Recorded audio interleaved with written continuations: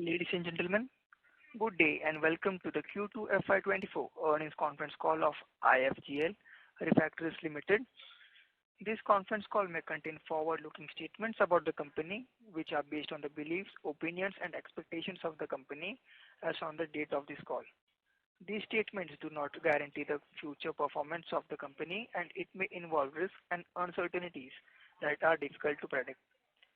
As a reminder, all participant lines will be in the listen-only mode, and there will be an opportunity for you to ask questions after the presentation concludes.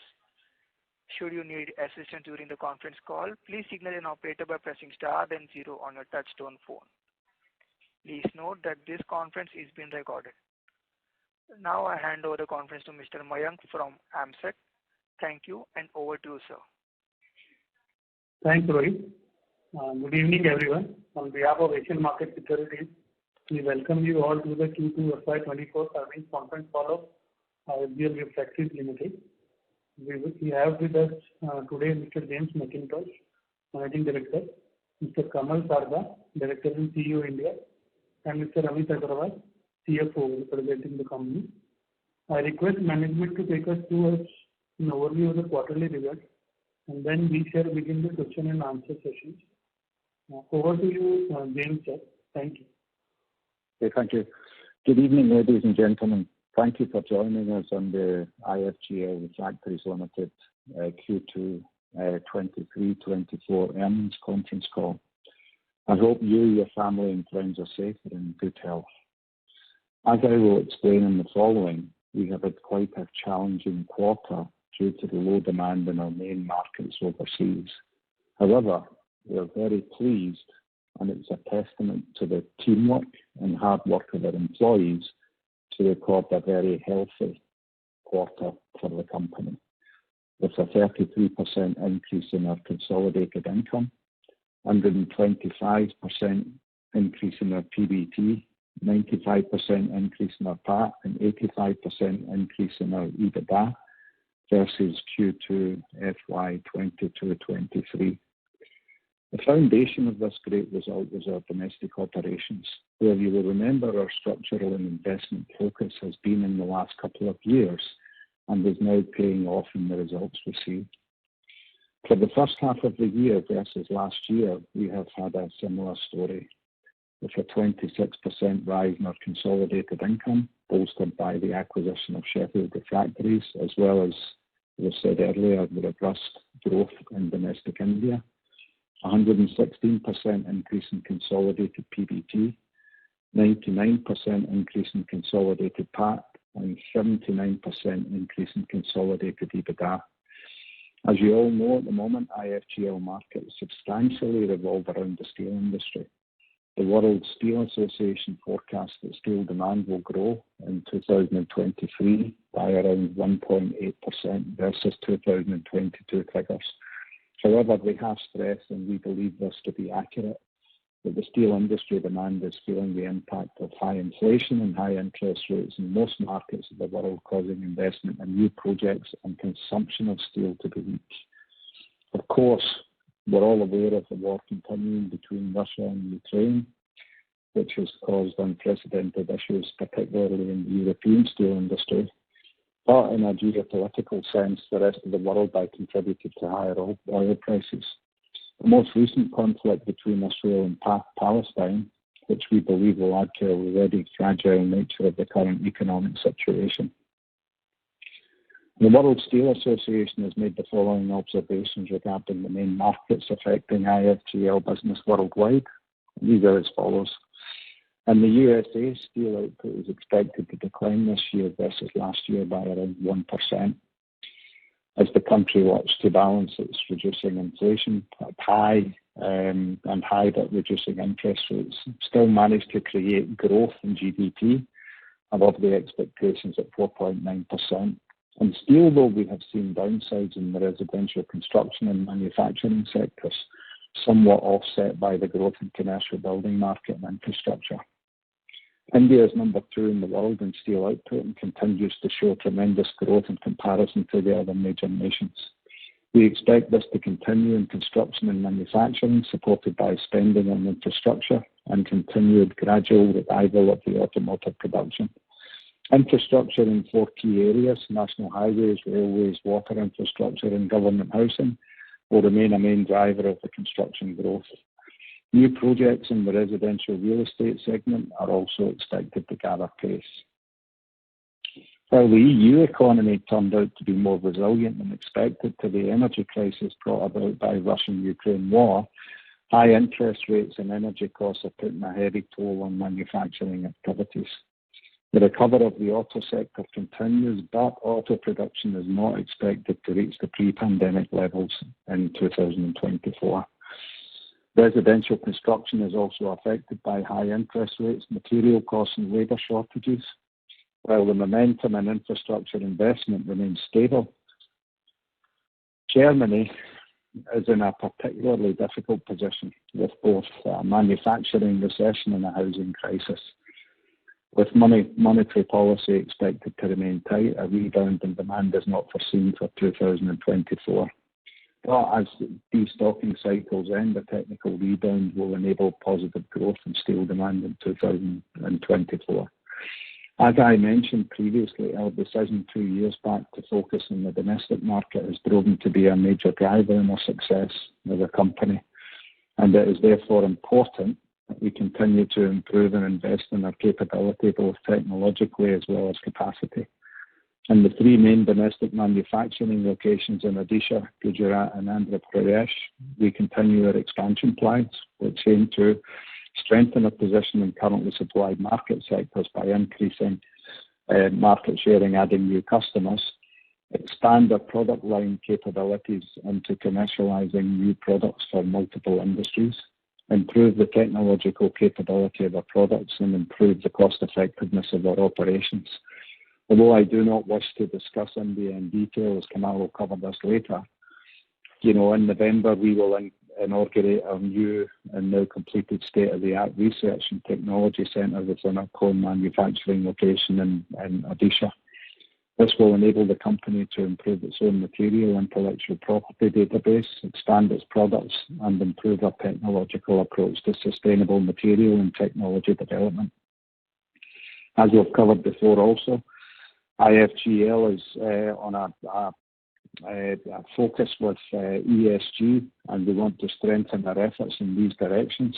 And we have an agreement with a global consultancy leader in this area, and we're certain will bring quickly an approach to a level of commensurate with our standing within the industry. For the overseas markets, particularly Europe, we are very much of the mindset that in every downturn there is an upturn.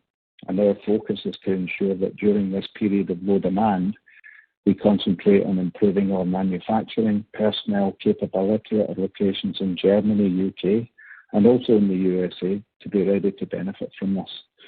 In Germany, we are in the final stages of our manufacturing hall expansion in Hoffman. In the USA, we have a project just commencing to combine all of our operations in the continuous casting refractories into one location from the current 2, along with improved capabilities and efficiency, which will enable us to realise greater profitability. In the UK, our operations are commencing a process of mapping the synergies between our 2 companies there, Monacon and Sheffield Refractories. We'll share more about this in the forthcoming quarters once our investment approach is clear and decided upon with the local management teams. With this, let me now hand over the call to Mr. Kamal Starter for his comments. Thanks, Jim, for giving a very good overview of the global scenario and also our operations worldwide. Let me give a very brief on the Indian operation. India's steel demand is projected to maintain its robust growth trajectory. As per the World Steel Association, India has shown a very impressive growth of 11.6% in the 9 months of calendar year 23 over corresponding period. After a very healthy growth of 9.3% in 2022, steel demand is expected to show healthy growth of 8.6% in the full year 23 and about 8% in full year 24. It's a huge growth. The National Steel Policy outlines a goal to reach 300 million tons by 2030-31. And we have observed that several steel companies have already announced substantial capex to support this expansion. In India, we consider Odisha to be a tremendous growth opportunity for us.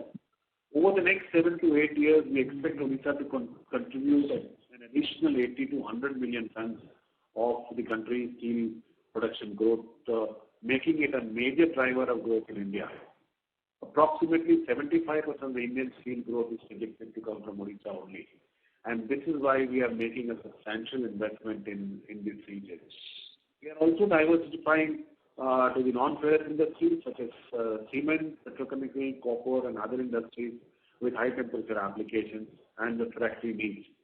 This move reflects our commitment to exploring new opportunities and broadening our presence in the various markets.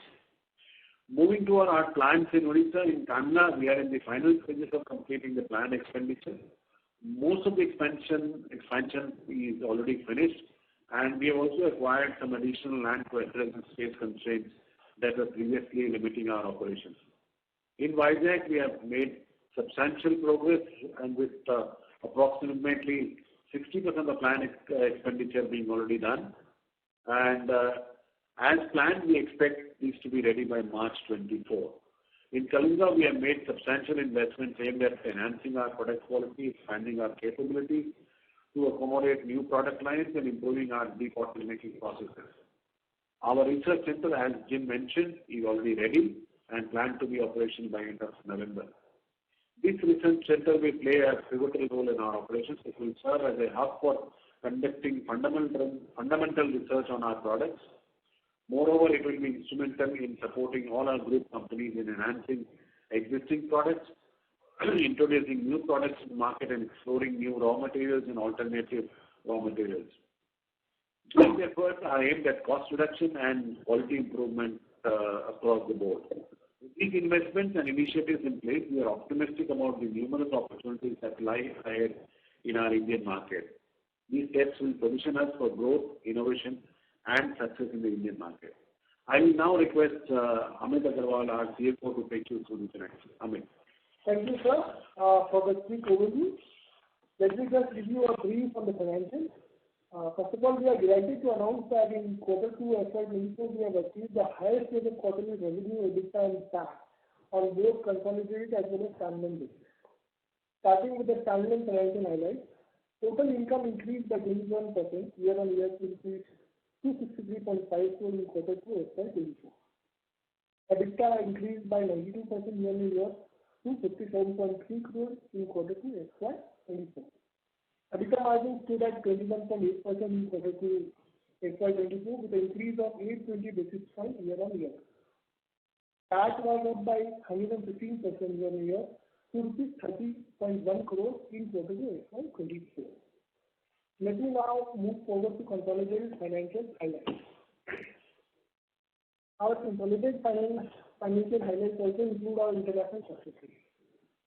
Our consolidated income increased by 30% year-on-year to rupees 459.5 crore in Q2 FY24. Consolidated EBITDA grew by 85% year-on-year to rupees 71.7 crore in Q2 FY24. Our EBITDA margin stood at 15.6% in Q2 FY24, with an increase of 440 basis points year-on-year basis.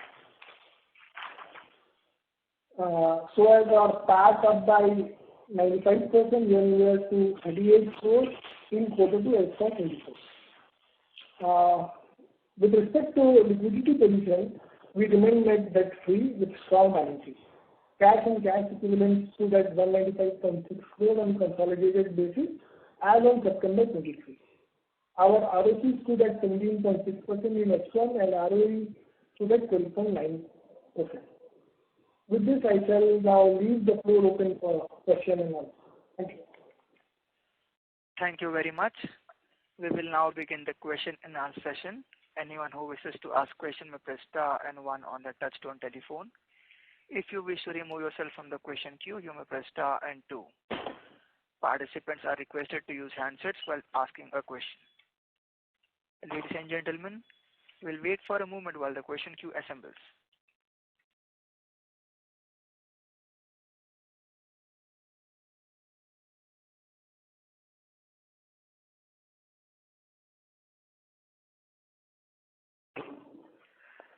The first question is from the line of Harsha from Dalal and Brocha Stock Broking Private Limited.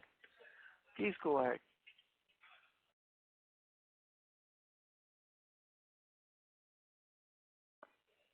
Harsha, you can go ahead. Yeah, thanks for the opportunity. A few questions from my side. Firstly, on the gross margin front, so based on the current raw material price trend, so is this 50% gross margins kind of sustainable, and do we have any scope for improvement? Yeah, that's my first question. Okay. So I think on an overall basis, I've always maintained that on a standalone profitability, we are talking of a 15% EBITDA level.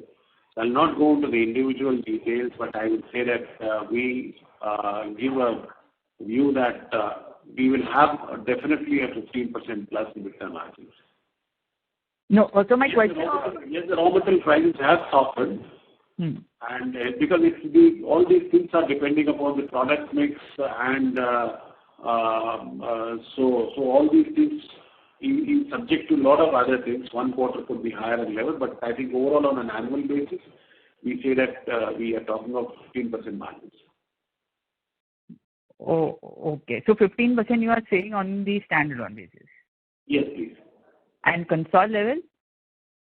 12%.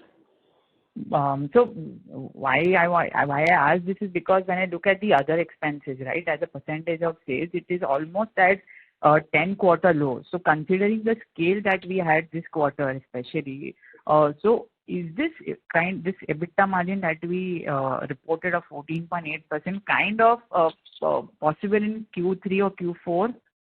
So don't look at the percentage of other expenses, okay? Because that is we are talking of this is linked to sales. So when the sales increases, definitely there could be a percentage here and there. But I think overall, we will say that we maintain projections of 15% EBITDA. Okay. And what would be the average capacity utilization at the company level? I know every product has different utilization level, but on an average at a company level? Difficult to say that, there are various new capacities we have added. So today the capacity utilizations could be different than what we had about a year back when the new capacities were not added. Okay. I think that's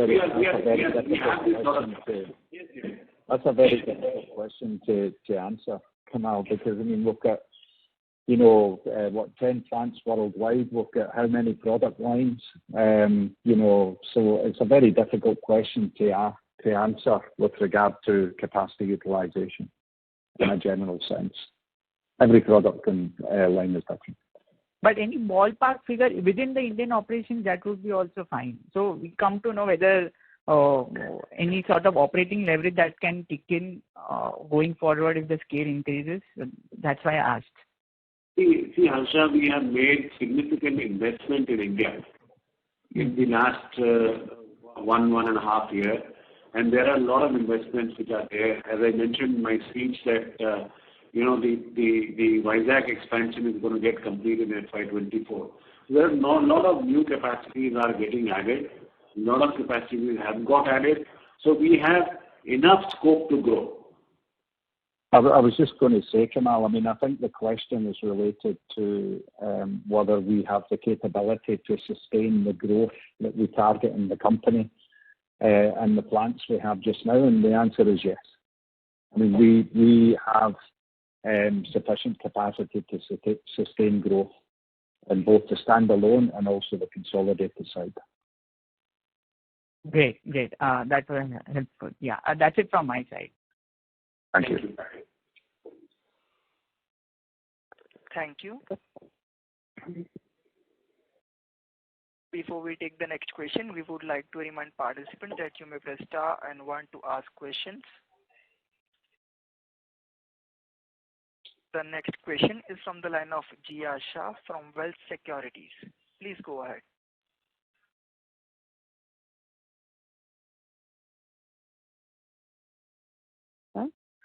Can you provide any update on this matter? Sorry, please. Can you come again, please? Yeah. So have you received the land from government for the recent project that we have in Odisha? No, the land is under final stages of mapping by the Odisha government, and I think they have told us that within this month they are going to allot us. Okay. And for the research center, the R&D center that we have, what type of research activities are we planning to pursue? The initial stages for the research centre, because obviously for IFGL, this is the first time we as a company have had such a tremendous asset and state-of-the-art research centre. So our objectives for the first period are to concentrate on benchmarking all of the products from within our group. We have tremendous product lines all over the world, but we've never really benchmarked them or been in a position to benchmark those product lines and enable us to arrive at a spread of products depending on performance, for example, depending on steel type or application type. There are significant improvements we can have in both our customer operations and also our own operations by understanding what technologies we have within our group can be transferred and moved to other locations and provide benefit. So the initial stages of the research centre will be to answer those questions. So it's a focus on benchmarking and it's a focus on internal technology transfer from within our own company.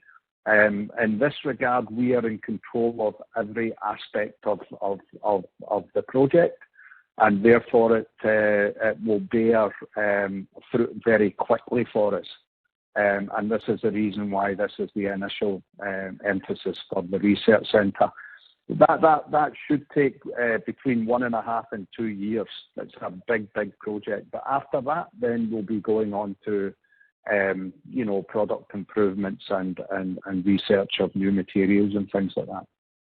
Okay, that was helpful. Just one last question.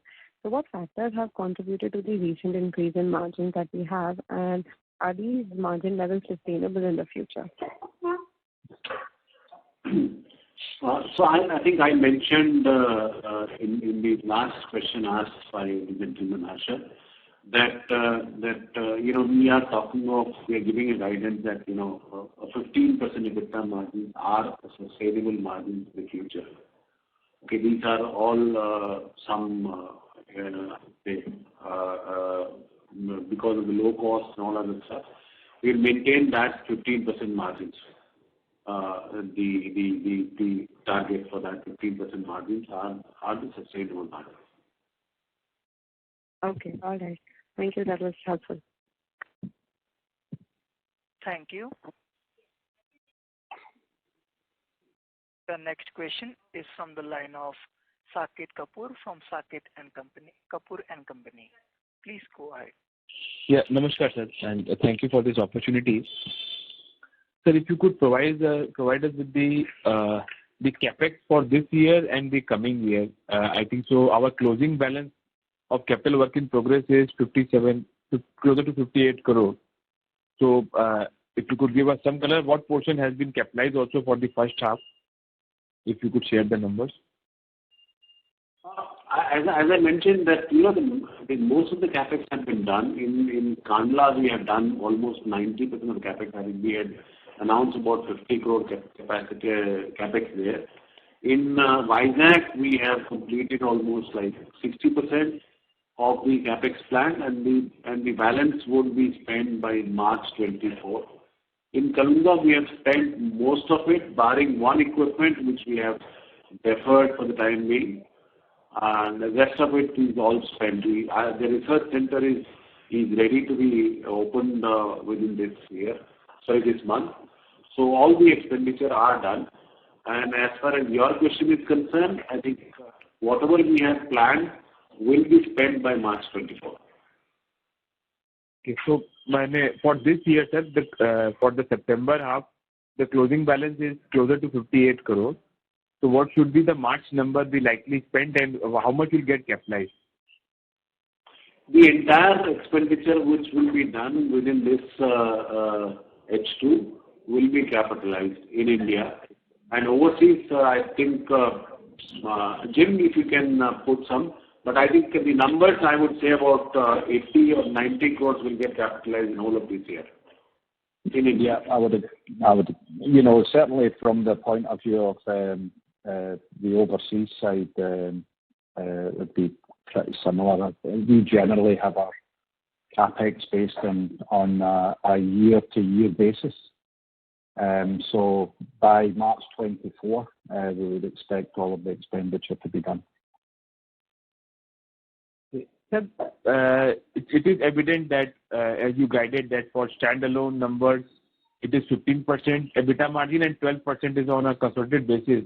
So the structure of the foreign subsidiary, the performance is that they post lower margins. So taking into account the investment in the group companies, what steps are we taking to improve the efficiency and the margins there, especially for our group companies? And also, sir, if you could give us some color on this, the last acquisition which we have done, how is that unit performing, and what's the business plan for that? What kind of OPEX or CAPEX is needed there, and how is that unit going to perform for the coming year?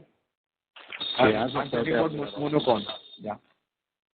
As I said earlier on, the project that we're now, because obviously when you buy a new company, you don't want to initially go straight in and change everything. That's not our objective. Our objective was to make sure that we had a very stable transition between their previous life and now life within the IFGL group.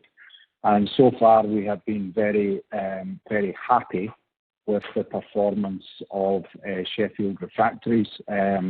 All of the sales and profitability figures are a bit ahead of where we had planned. Now we are focused on a project which is looking at the potential synergies between Monocon, our existing UK business, and Sheffield Refractories to see where the benefits can be. Part of that project will be defining any necessary capex that we might have, and that capex would fall within the next financial year, not this financial year. For the German operation, we are just complete. We hope to complete by the end of this year the expansion of the manufacturing hall. And this will enable us in Germany to consolidate all of the manufacturing of our filter products in the German operation. So that's going quite well. The building's up. Everything looks really good in that. And then in America, we have an expansion or a project which is we currently have 2 locations in America manufacturing the isostatic products. We want to bring them into one location because we believe that we will derive from that benefits in efficiency for personnel and also process control. And this project is now underway, but that's a long-term project, and it's going to be phased over a 2-year period. We have already been provided the building, the land, and we're working through that. So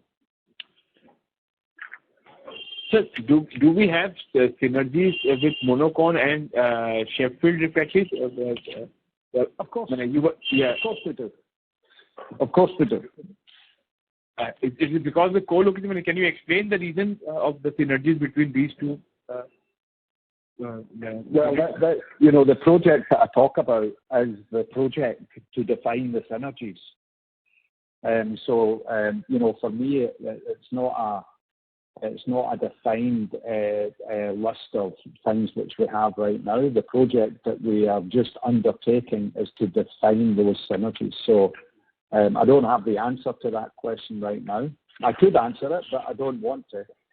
because I want that project to be in a position where it defines on a basis of teamwork and approach the products which can be transferred or improved or working between the two companies.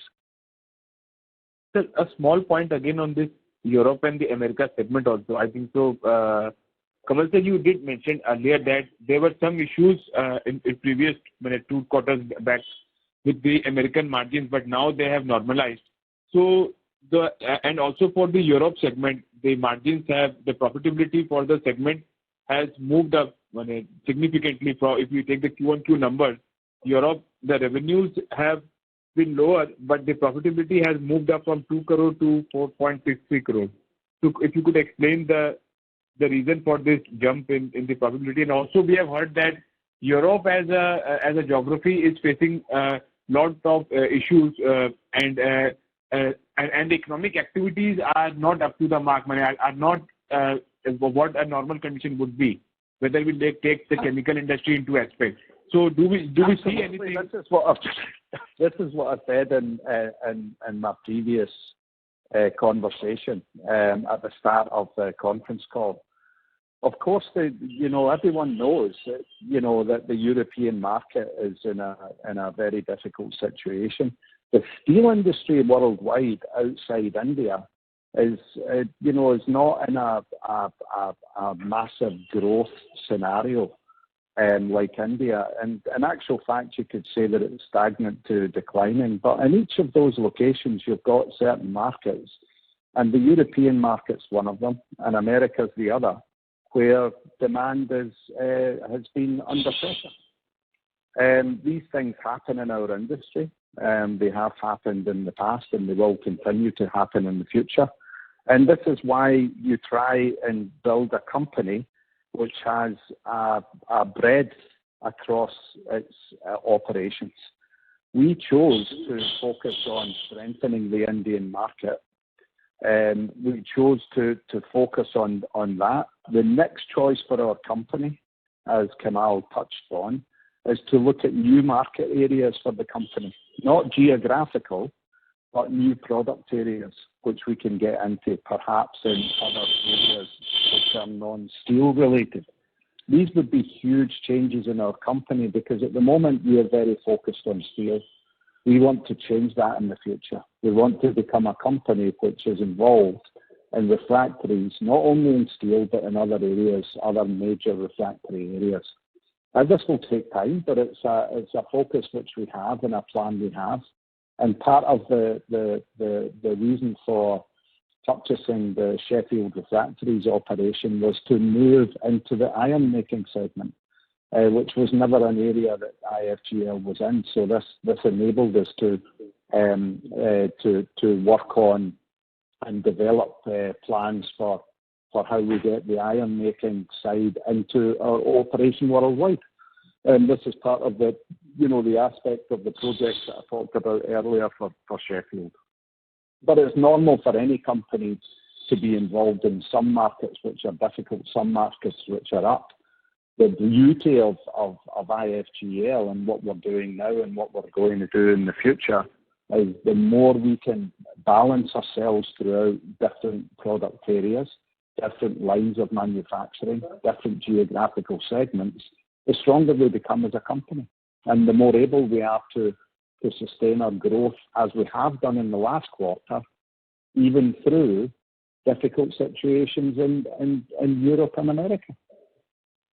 So just to cut the story short, sir, yes, sir. Only I was for the follow-up questions. Yeah, Can you come again, please? Because this time you have to give chance to others also. Yes.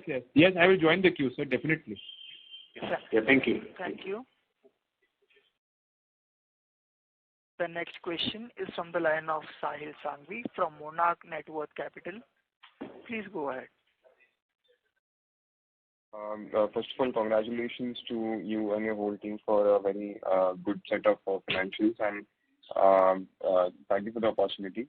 My first question is that on our quarterly standalone numbers, we have done a revenue growth of 20% YOY. Can you let me know what was the volume growth in this number?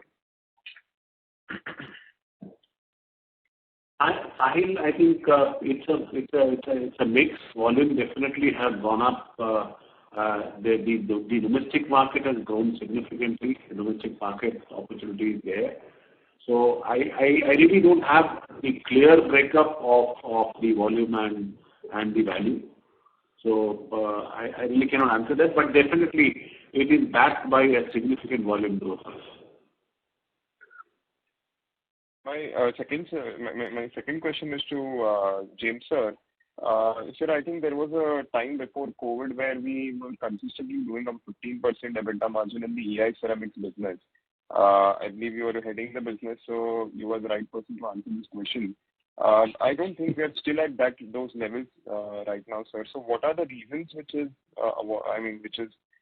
stopping us from reaching those levels, and can we ever get back to that kind of margin, sir? Yeah, I mean, you're correct. The profitability of EI Ceramics was, very consistent for a number of years.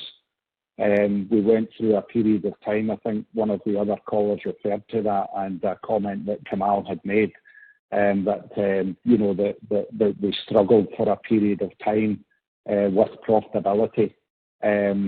We have a sustainable level of profitability at the moment that we have now been, I think, consistently achieving for close to a year. Can it be improved? Yes. I think that we can get easily back to the levels that we were before. The main focus on EI Ceramics, I know, has not been wholly about, getting back to the profitability. It's been about getting the efficiency of the plant, getting the new products and various other aspects worked on, and this has been very, very positive.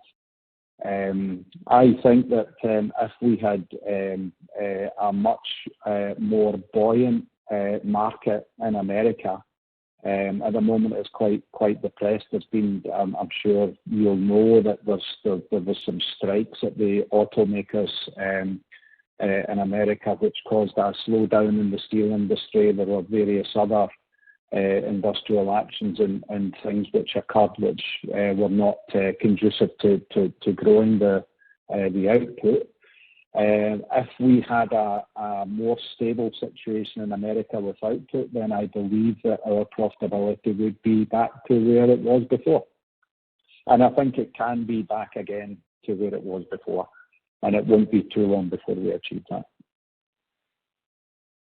The last question is, sir, we have noticed you have been putting these notifications on the exchange also. I'm talking about the new hires that we have done on the technology side, as in the manpower hires that we have done, and also on the marketing side. Some the personnels with more than 20 years of experience. So what was the thought process over here, and how does this change our business going forward? As you know, you need experience to grow the company, and at the end of the day, our objective is to, especially in research, it was an area where, as we said before, research has never been a part of Ifgl Refractories. We have always had product development inside the plants, and that will continue. But having a research centre where we can focus more on an in-depth understanding of our products and development is very, very important. And to do that, you need to hire the right people. And Kamal and his team have done a great job in identifying some real key people that we wanted in the organisation, and we're very happy that they're joining the organisation. On the sales side, as we said earlier on, we have some new product areas and product lines that we are very keen to explore. These product areas and product lines are not only in steel, they are out with steel into completely new areas for the company. Again, to be able to understand and develop and create strategies around the growth of those products, we need experience, and that's experience that we didn't have before. All of these people that we bring in will be bringing benefits to the company.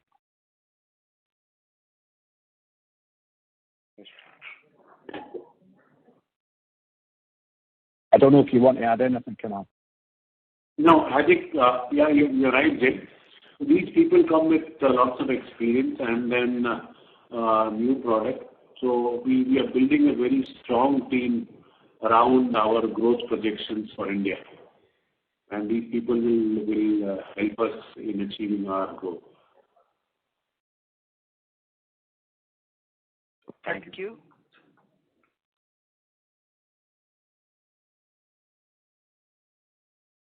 The next question is from the line of Mayank from AMSEC. Please go ahead. Thanks for the opportunity. I have a question particularly on the industry side. Are we seeing increased dumping by the Chinese players in the refractories segment? How is it that we are hearing from other product companies that suddenly there is increased dumping by the Chinese players in the Indian market? How is the scenario for the refractories industry in India? India, I think if you look at all the Indian growth in the steel and of course, if steel grows, all the other industries related industries will grow, cement will grow, power will grow, and all other related industries will grow. So it is an India story. China is not there at all. China doesn't affect the Indian growth story. So with the Indian growth, as I mentioned, we've had about 12% growth in the first nine months, and it has been a consistent growth. India has been the growth in India has been consistently over 7 to 8% in the last 10 years. We don't see any effects of any Chinese products coming in. In fact, with the Make in India or Atmanirbhar Bharat program of Government of India, I think a lot of companies are bringing the products, making manufacturing that in India right now. So Indian factory industry is going to set to grow. The manufacturing side is set to grow faster than the growth of the user industries. Just to rephrase my question, I just want to understand the pricing power in the industry. Have you experienced that the pricing power of Ifgl or say other branded names has increased in the last 1 or 2 years, or has pricing power come down? Just wanted to understand from that perspective. So there is no pricing power in any of the refractory players. It is at the same price the customer buys from all. Okay. It's the quality of product which is more important, to support this particular quality side, our research center will help us in improving that. But having said that, till date, the customers, the major criteria is one is quality and second price. Price and quality both have to be at par for all the suppliers. But I think also, price is not, if it was a commodity, then, just pure price is obviously very significant. But most of the products that IFGL supplies are products which require service. They require very good technical backup. They require very good manufacturing. We are very proud of the products that we manufacture and the capability of IFGL. And personally, I think that the Indian market and other competitors in the Indian market are very, very good at what we do. And with regard to Chinese companies coming in, it's not just a case of coming in and giving a low price and you'll automatically get the business. I think that, the Indian customers, as other customers around the world, are more interested in what you can provide from the point of view of technology, from the point of view of performance, because these are the real benefits that steelmakers get from buying from Ifgl and other very good refractory manufacturers. It's the technology and product performance that provides the greatest benefit and cost. Yeah. Yeah. I hope that answers your question. Yeah. So that was really helpful. Last question would be, what are the plans for Sheffield Refractories this particular quarter revenue? Sorry? What are the revenue EBITDA back for the Sheffield Refractories, the acquisition? Sheffield Refractories? Yes. So I think you look at the consolidated numbers, which is most important. I don't think that's important to go into the detail of an individual company's sales and profitability. Okay, sure. Thank you, sir. I will get back in the queue. Yeah, thank you. Thank you. The next question is from the line of Nishit Jain from SNJ Investments. Please go ahead. Thank you for the opportunity. May I know the export revenue for Q1 and Q2 in standalone numbers? It is there as a part of the segment revenue if you look at. For exports? Yeah, so okay.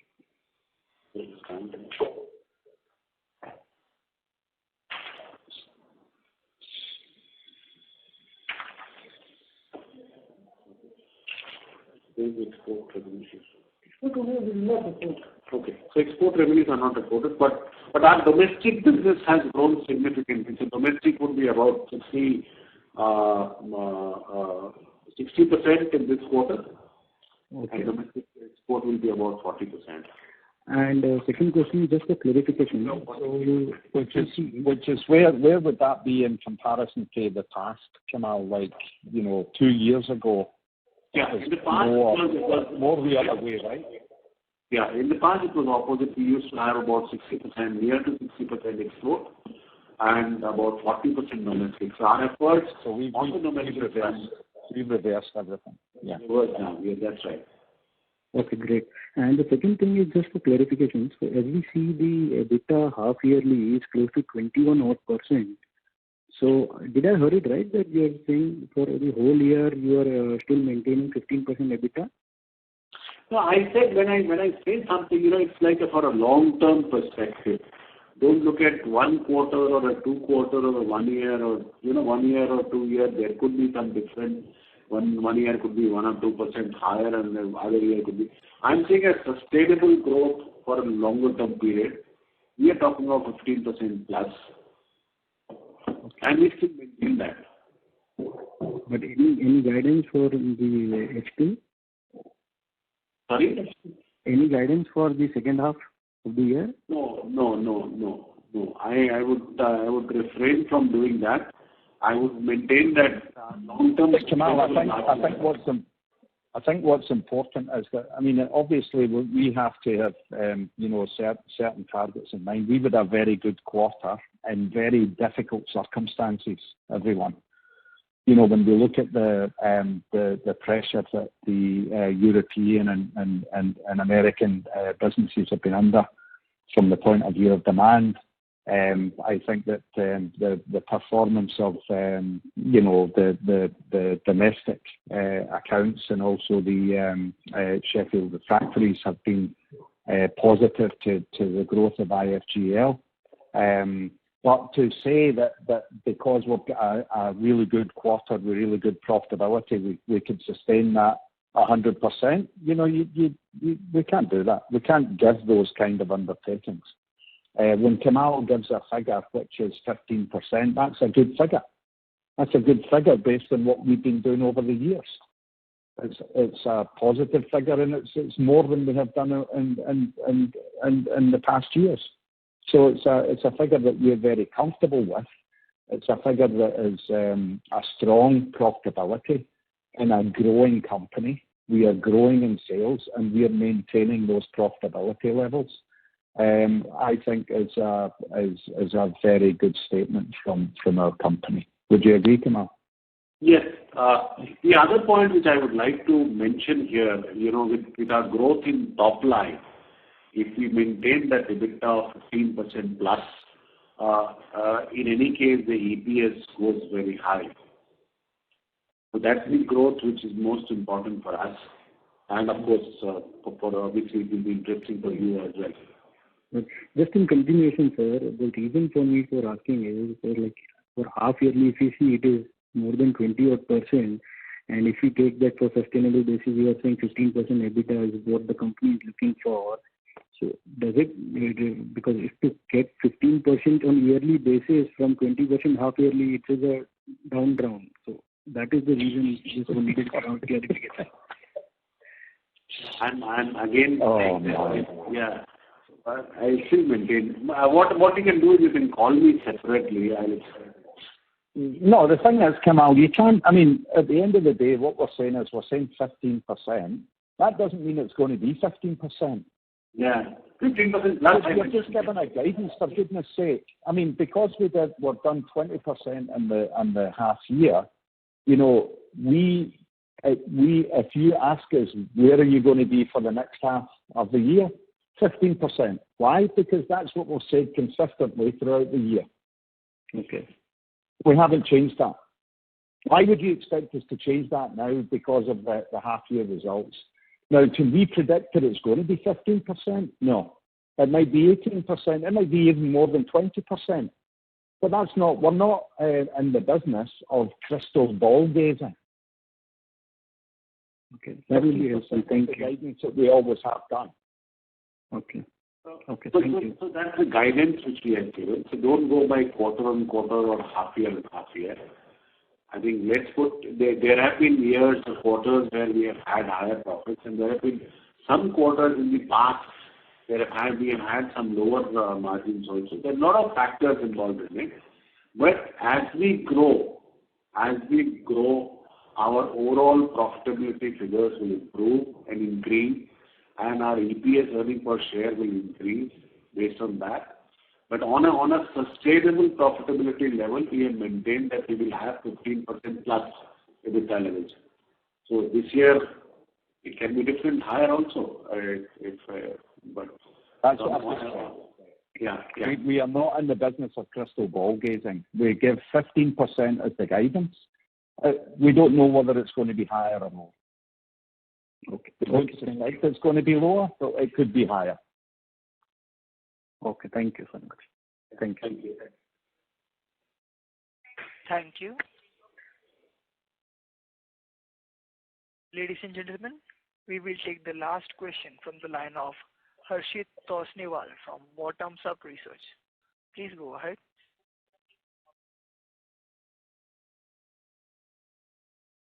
Mr. Harshit, please go ahead.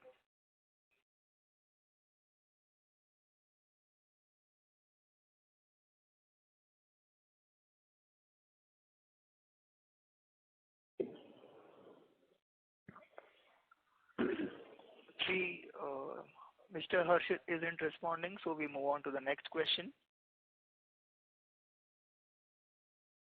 The next question is from the line of Aditya from Airport Capital. Please go ahead. Hi, thanks for the call. So my question is regarding the product portfolio expansion which we were talking about. Given in the next decade, steel is going to grow, at a very high pace in India. What is the rationale behind, expanding into, cement, where the growth is, going to be slightly less, and plus the volume uptake in steel itself, is much higher as compared to cement. So for 1 ton of steel, you need 10 times more refractory compared to cement. So, rather than putting in new resources into expanding into cement, wouldn't it be a better idea to focus on steel and grow faster there, given we have a lot of expertise there? To suggest that because we want to grow into new areas means that in some way we are diminishing our focus on steel is incorrect. We never said that. Our focus is to continue to grow our segments in steel, but we are also interested in growing our segments outside steel. It makes sense in any company to have different product areas that you're involved in, because it increases the capability of the company to reduce risk. Because when steel industry is down, sometimes the cement industry is up, the industrial area is up. We're not just saying cement, we're saying all areas outside steel we are interested in evaluating and interested in looking at developing into. But it doesn't in any way, shape or form diminish the focus which IFGL has in steel. And this is why, if you look at the development of the new plant in Odisha, which we are currently looking for land, and we're hoping to get the land allocated next month, is 100% steel. And that's a completely new plant. We are not diminishing our focus in steel. We are increasing our product capabilities into other areas. Understood. And are these plants in a sense fungible? So, for example, if you want to expand into new products, do we have to build new plants, or can the current plants, be able to manufacture products for different industries as well? So we're at the early stages of this process, and I would say all of the above. We could be building new plants, we could be forming new associations, we could be acquiring new organizations. This will be decided upon in the future. The main area that we need to focus on here today is that the company, as Kamal has mentioned earlier, the company is focused in India to look at developing into new areas of business.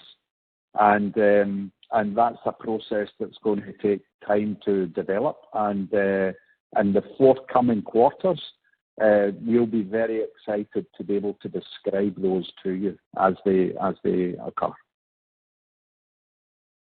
Understood. Thanks a lot. Thank you. As there are no further questions, I would now like to hand the conference over to the management for closing comments.